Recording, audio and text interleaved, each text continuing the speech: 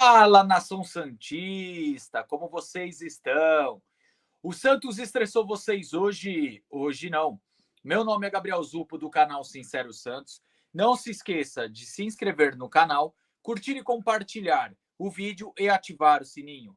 E para você que tem Instagram, seguir a página do canal, @SinceroSantos. Bom, galera, o tema de hoje, Brasão com futuro indefinido e jogador renegado pela torcida do Santos, que pode ser a solução de um dos problemas. Bom, vou começar com essa questão do jogador renegado. Todo mundo sabe que o Santos vai ter o retorno de 2 jogadores após esse mês de junho, que é Vinícius Anocelo, que estava emprestado ao Estoril, que provavelmente não vai conseguir comprar o jogador, e também o Natan, lateral direito, que estava emprestado ao Internacional. E também o time do Sul não deve exercer a opção de compra, pelo menos até o momento. A gente sabe que futebol é uma montanha-russa, as coisas mudam com uma rapidez no futebol. Entretanto, até o breve momento, tanto o Zanocelo como o Natan podem voltar ao Santos. Bom, essa questão do jogador renegado, que pode ser solução, é mais a questão do Zanocelo, tá? Por mais que o Santos também procure outro destino para o Natan, não vê utilidade no Natan, apesar de ter a carência na lateral direita, o Santos não consegue ver o Natan com muito potencial de compra, pelos seus casos extracampo, pelas péssimas atuações, e no Internacional estava totalmente sem espaço. Então, juntando esse combo Natan, muito provavelmente o Santos não consegue olhar ele como potencial no mercado. Talvez o Santos reempreste, talvez até consiga vender, mas eu não consigo ver o Santos conseguir um lucro considerável pelo jogador. No caso do Vinícius Anocelo, o que acontece? Os clubes portugueses, além do Estoril, estão sondando o jogador. Isso porque no Estoril, jogando mais como um camisa 5, posso assim dizer, ele tem se destacado. E como o Estoril provavelmente não vai comprar o Zanocelo, o Santos deposita todas as esperanças em uma possível venda no Zanocelo. Porque o Santos pagou 11 milhões no Zanocelo, na gestão Rueda. E o Santos agora quer vender para poder pagar algumas dívidas e até investir em contratações. Então, esse jogador que é renegado pela torcida pode ser uma solução financeira. Isso porque ele está se destacando no futebol português. Eu vou dar um exemplo. Se o Arouca de Portugal ver que o Zanocelo seria bom para o seu elenco, você poderia fazer um bem bolado. Olha, eu te devo um dinheiro do Baço, faz o seguinte, pega o Zanocelo por empréstimo, com opção de compra, ou algo do tipo, ou até compra o Zanocelo e a gente abate a dívida. Então, assim, galera, o Santos tem que aproveitar essa volta do Zanocelo para usar ele no mercado. Porque o Zanocelo, por mais que não tenha ido tão bem aqui no Santos, ele também pode ser utilizado como moeda de troca, venda. O Santos até tentou fazer isso em janeiro, colocando o Zanocelo no RB Bragantino e tentando trazer o Evangelista. Mas, infelizmente, o Bragantino não era tão bobo assim. Então, assim, se ele está bem em Portugal, ao ponto do Estoril estar sempre querendo renovar o empréstimo, o Santos tem que usar a cabeça. Pô, pega o Zanocelo e tenta fazer um bem bolado. Já que ele está indo bem em Portugal, tenta abater a dívida do Baço, negociando o Zanocelo para o Arouca. Então, o Zanocelo, o Santos consegue ver como um potencial no mercado.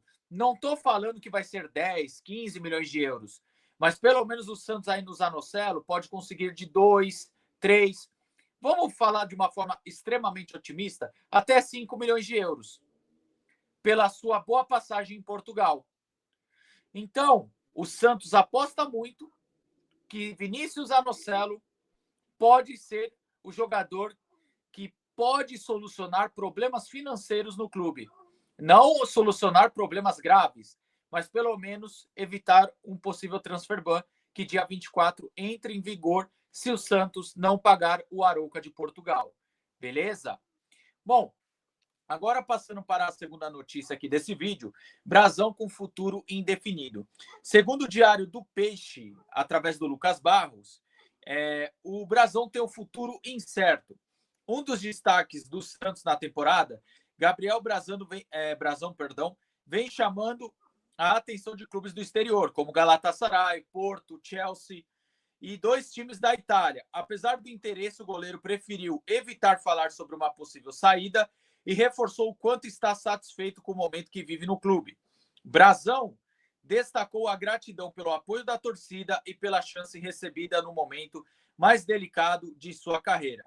Abre aspas, estou muito feliz aqui, sabe? Sou muito grato a toda a torcida santista, ao clube que me abriu as portas no momento que mais precisava. Isso deixo para os meus empresários, junto com toda a diretoria. Está nas mãos deles. Mas eu estou muito feliz aqui. Galera, vamos lá, sobre a possível saída do Brasão. Recentemente, o empresário do Brasão se encontrou com o Alexandre Matos. A intenção do Santos é não vender o Brasão e o Santos já repassou isso para o empresário dele. Falou que só vai vender o Brasão se for algo irrecusável. Vou dar um exemplo. Se o empresário do Brasão chegar e falar o seguinte, ó, tem uma proposta do Galatasaray de 20 milhões de euros. Aí tudo bem, porque é um valor para goleiro no mercado muito alto. Aí não tem como segurar, entende? E lembrando também que o Santos tem 60% do jogador. Se eu não me engano, os outros 40% se divide entre Inter de Milão e acho que pelo próprio agente do jogador, se eu não estiver equivocado, tá? Então, assim, o Santos teria 60% da negociação. Então, para que seja irrecusável para o Santos, tem que ser muito alto. E nesse ponto, eu acho que o Santos tem razão. Por mais que a multa do Brasão seja hoje 70 milhões de euros, a gente sabe que nenhum clube vende pela multa. Essas multas que são altas, elas são multas protetivas para não perder o jogador a preço de banana. Então, a questão é, o Santos tem razão em segurar o Brasão a todo custo. Só vender por algo irrecusável. Até porque o Brasão está jogando muito bem, hoje é titular absoluto. Eu lembro que quando ele chegou, eu falei a seguinte opinião. É um bom goleiro, chegou a ser o melhor do mundo da categoria sub-17 e era uma boa aposta por tudo que ele construiu na base. E era muito novo. Lembrando que o auge do goleiro é sempre um pouquinho mais tarde do que um jogador da linha.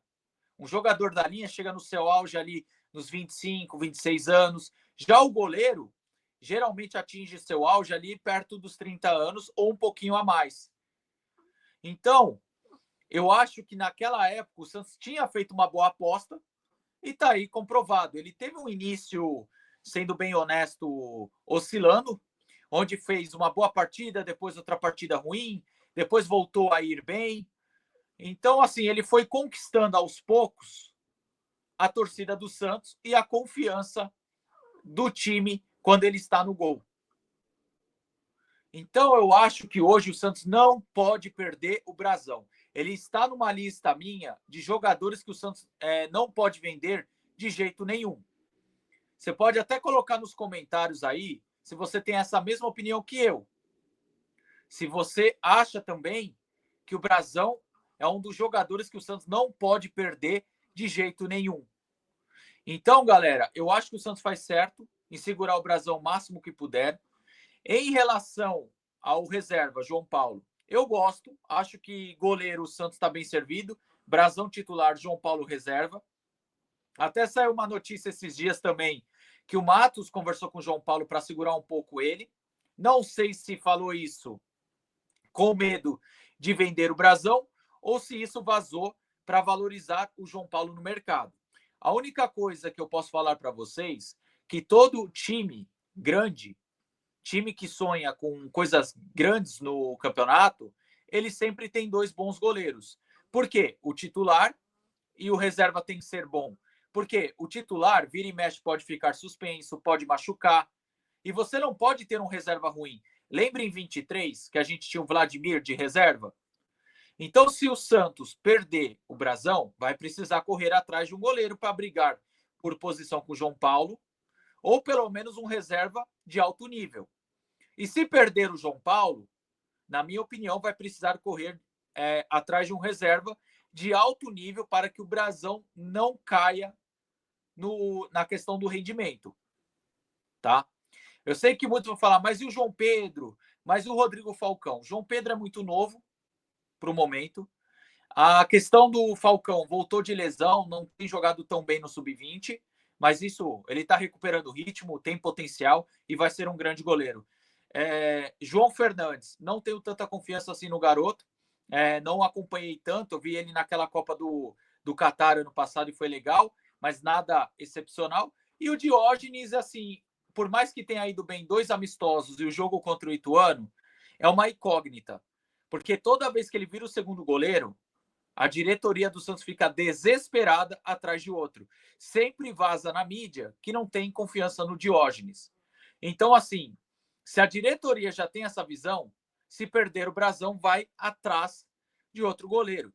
E se perder o João Paulo, que hoje é o reserva, que seria o reserva imediato, também o Santos pensa ir atrás de um goleiro ali para pelo menos fazer uma sombra no Brasão.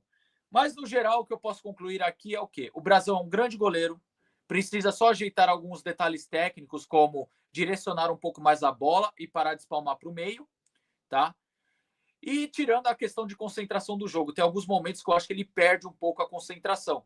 Mas isso eu acredito que seja da idade. Com o tempo, ele consegue consertar isso. E de resto, ele está muito bem e salvando o Santos direto, tá bom? Então é isso, galera. Vocês deixam aí nos comentários se vocês concordam comigo, no caso, o Zanocelo ser um potencial financeiro para o clube na janela, de renegado para solução. E também comente aí se você concorda comigo, no caso, Brasão, e também sobre as minhas falas sobre o João Paulo. Tá certo?